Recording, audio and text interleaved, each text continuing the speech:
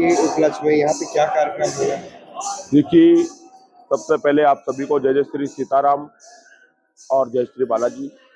प्रभु श्री राम लला 22 जनवरी 2024 को गर्भगृह में विराजमान हुए। इसके आज 2 वर्ष पूर्ण हुए हैं। आंग्ल कैलेंडर आंग्ल पंचांग के हिसाब से जो तिथि के अनुसार जो पूर्ण हुए हैं वो 31 जनवरी को प्रतिष्ठा द्वादशी बड़ी धूमधाम से ट्रस्ट के द्वारा मनाई गई। गत वर्ष भी 22 जनवरी को श्री रामलला अयोध्या जी सेवा समिति के द्वारा भव्य आयोजन रखा गया ताकि 22 जनवरी भी स्मरणीय बनी रहे। और क्योंकि तिथि का जो विचार है वो हमें पौराणिक शास्त्रों का अध्ययन करने वालों को तो रहता है, लेकिन दिनांक का जो स्मरण रहता है वो सभी को रहता है कि आज 22 जनवरी को रामलला की प्राण प्रतिष्ठा हुई। इसी को एक अद्भुत और ऐतिहासिक बनाते हुए हमने गत वर्ष भी कार्यक्रम रखा। इस वर्ष भी बहुत ही भव्य तरीके से आसन पर 108 श्री सुंदरकांड के पाठ, राम रक्षा स्तोत्र का पाठ, पीछे यहाँ पर निरंतर चलने वाला भंडारा और इसके साथ ही रामलला के राम रक्षा यंत्र का पूजन कार्यक्रम रखा। बहुत भव्यता के साथ सारे कार्यक्रम की पूर्ण तैयारियां हो चुकी, जैसा कि समस्त अयोध्या में बड़े बड़े होर्डिंग पोस्टर भी कार्यक्रम के लगे हुए हैं। लेकिन हमारा एक ये मानिए कि कुछ प्रभु श्री राम की या हनुमान जी की इच्छा या महाराज जी का स्वास्थ्य विगत 3-4 दिन से ही ठीक नहीं था, लेकिन कल तत्काल उन्हें प्रातः काल 11 बजे यहाँ से वेदांता रेफर कर दिया गया। तो हमने यहाँ देखा तो हम सभी में एक मायूसी छा गई कि जिनके लिए जिनकी उसके लिए कि जिनकी तपस्या से आज हम राम जी के दर्शन कर रहे हैं और उसके उत्सव को मनाने में वो एक दिव्य मूर्ति है हमारे साथ में यहाँ मंदिर में ऐसे अस्पताल की ओर रेफर कर दी गई है। तो हमें इस कार्यक्रम को बहुत सूक्ष्म रखना पड़ा, क्योंकि और हनुमान जी महाराज के आगे कल ये संकल्प कर दिया गया कि महाराज जी की मौजूदगी में ही हनुमान जी महाराज ये 108 आसन पर श्री सिद्ध हनुमान सुंदरकांड का पाठ होगा और महाराज जी को तत्काल प्रभाव से शारीरिक सुख सौभाग्य प्रदान कर और पुनः मणि रामदास की छावनी में लाएंगे और इसी प्रकार के 108 सुंदरकांड का पाठ आयोजन पुनः। इस बार आप क्या संदेश देना चाहेंगे 22 जनवरी के उपलक्ष्य में? 22 जनवरी के उपलक्ष्य में समस्त सनातन धर्मी प्रेमियों को ये संदेश देना चाहूंगा कि जो लोग नित्य प्रभु श्री राम का पूजन करते हैं वह तो बड़े बहुत भाग्यशाली हैं, लेकिन जो लोग नित्य अपना समय सनातनी धर्म सेवा पूजा कर्म में नहीं दे पाते हैं, राम जी की हनुमान जी की जो भी अपने आराध्य उनकी उसमें नहीं देना चाह पाते हैं, तो इसी तरीके से कम हमारे प्रभु श्री राम लला के लिए और हनुमान जी के लिए कि आज का ये दिन एक इतिहास में दर्ज है कि 22 जनवरी 2024 को समस्त विरोधियों का सीने पर दौड़ते हुए हनुमान जी ने सबका सीना विच्छेद करके प्रभु श्री राम को गर्भगृह में विराजमान किया। तो ये एक के लिए आप नियमित कम से कम इस 22 जनवरी को प्रतिष्ठा द्वादशी को तो प्रभु श्री राम का गुणगान करें। अपने अपने घरों में, मंदिरों में, अपनी अपनी कॉलोनियों में जिस तरीके से प्रतिष्ठा महोत्सव मनाया गया था तब जगह जगह राम जी की ध्वजाओं और सुंदरकांड के पाठ आयोजित हुए, उसी प्रकार से इस 22 जनवरी को प्रतिष्ठा द्वादशी को भी आप सबको ये उल्लास हमारा कम नहीं होना चाहिए। ये उल्लास जब तक कम नहीं होगा और उल्लास जैसे बरकरार रहेगा तो श्री कृष्ण लला भी विराजमान होंगे। जय जय श्री राम। आपने सनातनी की बात करी है, तो राहुल गांधी 22 जनवरी को भी अयोध्या नहीं आए थे और कल भी नहीं आ रहे, तो इसमें क्या कहेंगे? देखिए कि सनातन की अगर बात करें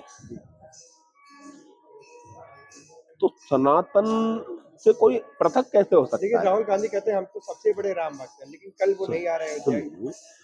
अब ये क्या है कि हम तो इसे ये कहेंगे कि प्रभु श्री राम की कोई कैसी कृपा है जो उन्हें खींच रही है, अन्यथा ये तो राम विरोधी रहे। इन्होंने निमंत्रण ठुकराए हैं, आदरणीय निमंत्रणों को ठुकराया गया है। उसके बाद आप और तो छोड़िए, यहाँ के हमारे मुख्य जो सांसद है यहीं के, वो ही कई बार हमारे निमंत्रणों को ठुकरा चुके और फिर निमंत्रण की आशा भी रखते हैं जब कोई कार्य होता है। एक विडंबना देखिए कि उनको जब प्रतिष्ठा महोत्सव का निमंत्रण दिया गया है तो उस निमंत्रण को आप ठुकरा रहे हैं, राम विरोधी हैं।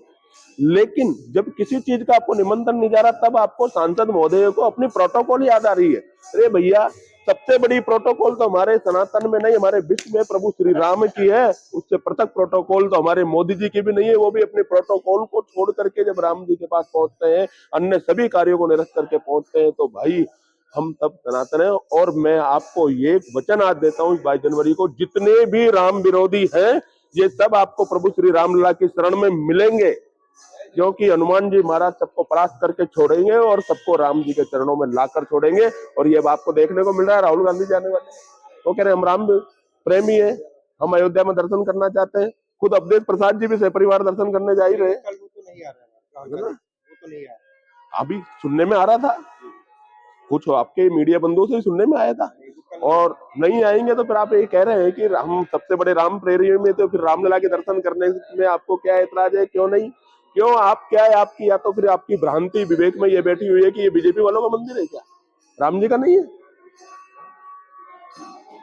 कार्यकाल प्रत्येक पार्टी का, प्रत्येक उसका सबका। हम ये भी नहीं कहते कि कोई दूसरी पार्टी में तो वो सनातनी नहीं है, सनातनी है भाई, हमारे भाई है। फर्क इतना है कि उन्होंने अभी मुद्दा इसको ऐसा बना रखा है कि रामलला का मंदिर सिर्फ वोट बैंक के लिए बनाएगा। समस्या यह है, समस्या यह नहीं है कि राम विरोधी राम प्रेमी, इनकी समस्या तो यह है कि इन्होंने रामलला का जो मंदिर का भव्य निर्माण किया, ये वोट बैंक एकत्रित किया। ऐसा नहीं है। क्या जब राम जी का मंदिर नहीं बना था तब क्या भाजपा की सरकारें नहीं आई थी? आई थी ना। लेकिन आप एक बात बताइए, जिस माँ के लाल को जब सत्ता मिल जाए तो वो माँ की सुरक्षा करेगा नहीं करेगा अपने पिता की? तो ये हमारे आराध्य थे, तो हमें इनकी सुरक्षा था। तो इसलिए हमारी नजरों में तो हम विरोधी किसी को नहीं मानते, वो अपने मन से सहते जो भी विरोधी है। लेकिन हम ये अवश्य कहेंगे, हमारे हनुमानगढ़ी हनुमान जी महाराज जो साक्षात अयोध्या के राजा है, राम जी ने राजपाट ही हनुमानगढ़ी हनुमान जी को संभला दिया था, तो उनकी एक ताकत देखिए कि रामलला का भव्य मंदिर का निर्माण यहाँ हो चुका और समस्त विरोधियों को वो झुकाकर छोड़ेंगे। एक दिन आपके ये मीडिया के माइक उनके इंटरव्यू में भी लगेंगे कि आज आप रामलला के दर्शन करने आए। बहुत से विरोधी आ चुके हैं जिन्होंने विरोध किया मंदिर का, आने लगते हैं और आएंगे, क्योंकि हमें हमारे कर्म को बढ़ाना है, हमारे संस्कृति को बढ़ाना है। और कर्म जब हमारा प्रगाढ़ होगा तो समस्त विरोधी हमारे प्रभु श्री राम के कदमों में अवश्य होंगे। यही संदेश देना चाहूंगा सनातनियों को कि हमारे कर्म को मजबूत रखिए और हमारे धर्म को मजबूत रखिए और नित्य कर्मों को ये बढ़ाते रहिए, क्योंकि कर्म के द्वारा ही विरोधी परास्त होते हैं। शस्त्रों से नहीं, शास्त्रों से परास्त करना है। हम शस्त्रों से नहीं, हमें शास्त्रों से परास्त करना है। डॉक्टर आचार्य राजानंद शास्त्री, अध्यक्ष श्री रामलला अयोध्या जी सेवा समिति अयोध्या।